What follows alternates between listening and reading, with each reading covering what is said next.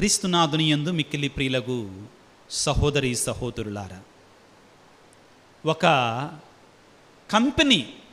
కంపెనీలో పనిచేస్తున్నట్టు 50 మంది పిక్నిక్కి వెళ్తున్నారు. ఎక్కడికి వెళ్తున్నారు? ఇష్టం కదా, పిక్నిక్కి వెళ్తున్నారు. కంపెనీ మేనేజర్ కూడా అదే ట్రైన్లో ఎక్కాడు. అందరూ ట్రైన్ ఎక్కారు. ఈ 50 మంది కంపెనీ మేనేజర్, పెద్ద కంపెనీ, బాగా డబ్బున్న కంపెనీ మేనేజర్, చాలా గొప్ప మేనేజర్. అయితే ఈ మేనేజర్కి చాలా విలువలు ఉన్నాయి. ఏమున్నాయి? విలువలు, మంచి విలువలు పాటించే మంచి మనిషి. ఇక అందరూ ట్రైన్ ఎక్కారు, కూర్చున్నారు. ఇంకా సీట్లు లేవు. ఏం లేవు, ఇంకా సీట్లు లేవు. నెక్స్ట్ స్టేషన్లో ట్రైన్కి ఒక స్త్రీ ఎక్కింది లోపలికి. ఆ స్త్రీ చేతుల్లో చిన్న పసిబిడ్డ ఉన్నాడు, ఏడుస్తున్నాడు.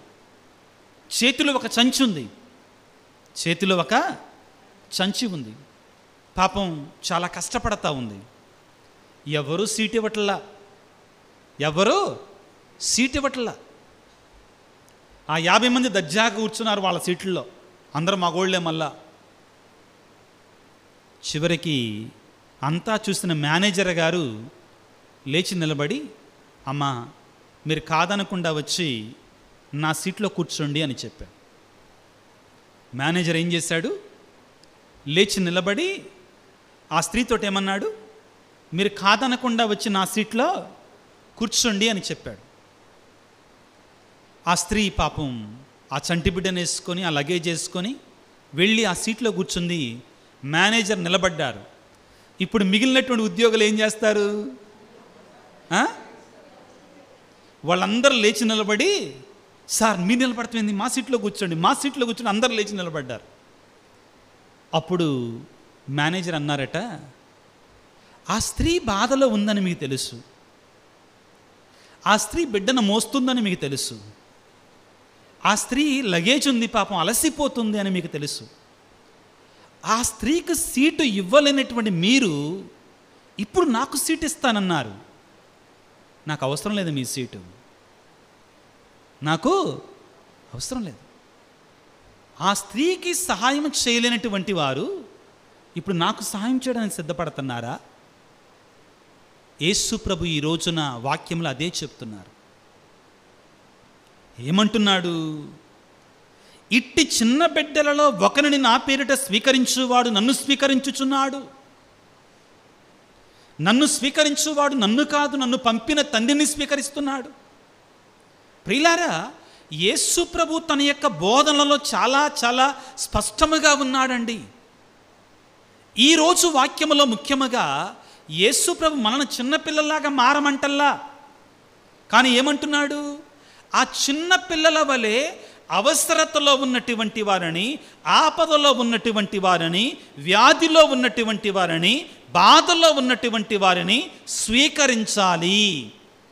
We should accept them, we should help them. యాక్చువల్గా యేసు ప్రభు ఇక్కడ చిన్న పిల్లలు అన్నాడు కదా, ఇక్కడ గ్రీకు భాషలో వేరే పదం ఉంటుందండి. ఆ పదానికి అర్థం ఏంటంటే స్లేవ్స్ అని అర్థం అండి. స్లేవ్స్ అంటే బానిసలు అని అర్థం. ఎవరు? బానిసలు. అటువంటి వారిని స్వీకరించాలి. మొన్నటి రోజున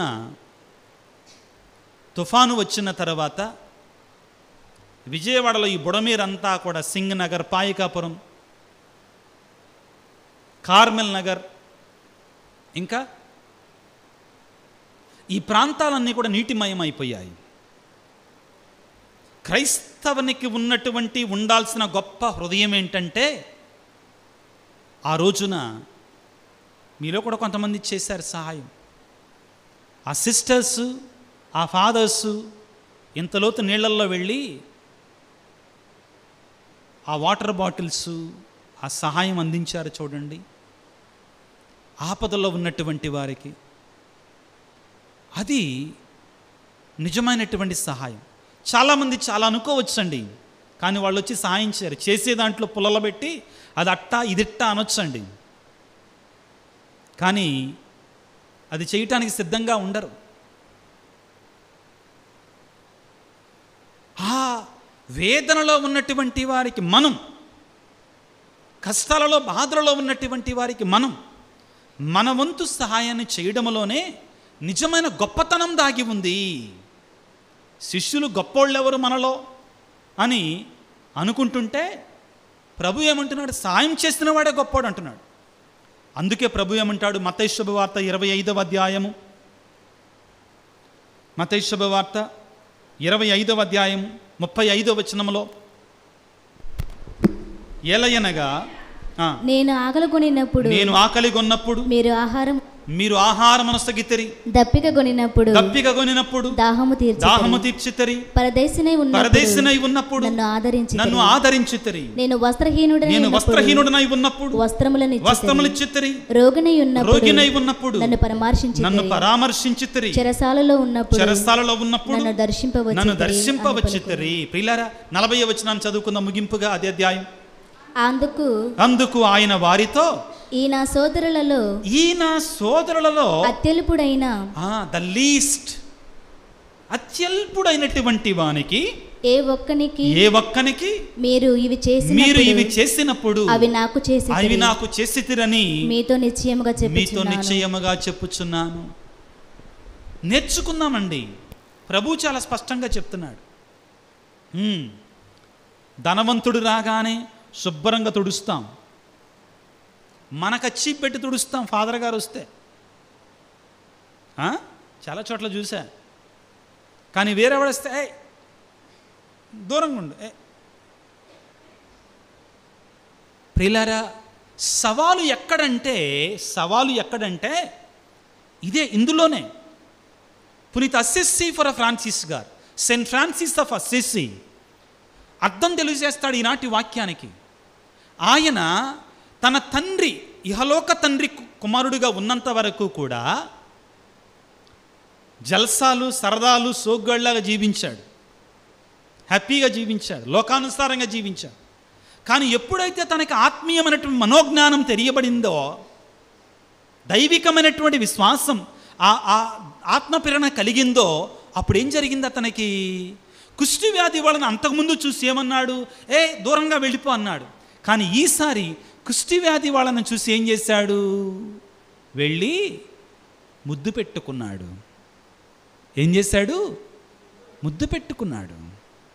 కారణం, అతను నమ్మాడు, ఆ అభాగ్యునిలో యేసు ప్రభు ఉన్నాడు. Christ is in those least people. అతనిలో ఉన్నాడు యేసు ప్రభు అని గుర్తించాడు.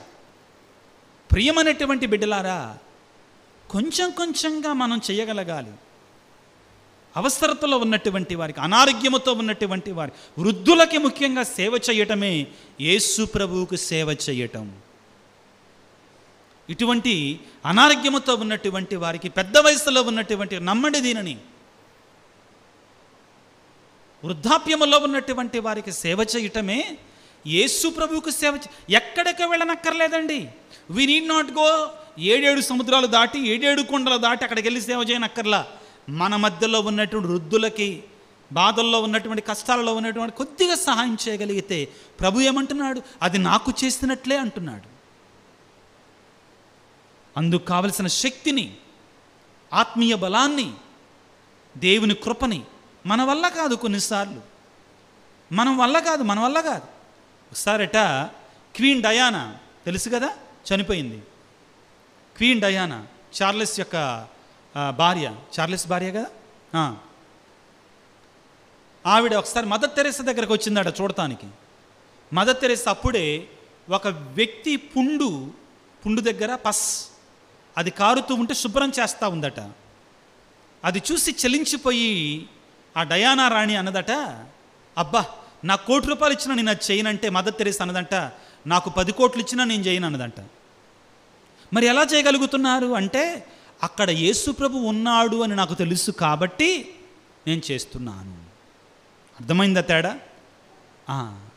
ఆ హృదయం, ఆ మనస్సు, నేను యేసు ప్రభుకు చేస్తున్నాను అనేటువంటి ఆ తలంపు మనలో ఉంటే మన పొరుగువారిని దైవాంశ సంభూతులుగా చూడగలం, గొప్ప సేవకులంగా మారగలం. ఆ గొప్ప హృదయాన్ని, గొప్ప మనస్సుని, ఆ తగ్గింపు జీవితాన్ని, సాయం చేసే హృదయాన్ని మనందరికీ దయచేయమని ఆ దేవాది దేవుని, ఆ చిన్న పిల్లల హృదయాన్ని మనకు దయచేయమని ఈ పరిశుద్ధ బలి పూజలో ప్రార్థన చేసుకుందాం. తలలో వంచి దేవుని వేడుకుందాం. సర్వశక్తిమంతుడా, సర్వోన్నతుడా, ప్రేమగల తండ్రి, ఈనాటి వాక్యములో మేము చిన్న బిడ్డలలాగా మారాలి, చిన్న బిడ్డల మనస్తత్వాన్ని కలిగి ఉండాలి, చిన్న బిడ్డల వంటి వారిని, అంటే ఆపదలో, అనారోగ్యములో, చేతగానితనంలో ఉన్నటువంటి వారికి సహాయం చేయాలి, నీ పేరిట వారిని స్వీకరించాలి అని మాకు బోధిస్తున్నావు. ప్రేమగల తండ్రి, నీ సన్నిధికి వచ్చిన నీ బిడ్డలందరినీ దీవించండి, ఆశీర్వదించండి.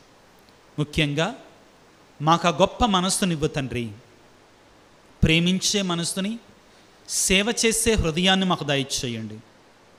పేదలలో, అభాగ్యులలో, అనారోగ్యంతో ఉన్నవారిని, వృద్ధులలో నిన్ను చూడటానికి కావాల్సిన శక్తినివ్వండి. స్పందించే హృదయాన్ని మాకు దయచేయండి. ఈనాడు ప్రభువా, ఈ వాక్య పరిచర్యలో పాల్గొంటున్నటువంటి నీ బిడ్డలందరినీ దీవించమని, ఆశీర్వదించమని, నీ పరిశుద్ధాత్మ శక్తితో నింపమని, అనారోగ్యంతో ఉన్నటువంటి వారిని స్వస్థపరచమని, శాంతి సమాధానం వారికి నిజమైన శాంతిని, సమాధానాన్ని దయచేయమని, వేదన, బాధలు, కష్టాలు, కన్నీటితో ఉన్నటువంటి వారికి మీరు తోడుగా ఉండి ధైర్యాన్ని ప్రసాదించమని మా ప్రభు అయిన క్రీస్తు ద్వారా వేడుకొనుచున్నాము తండ్రి. ఆమేన్.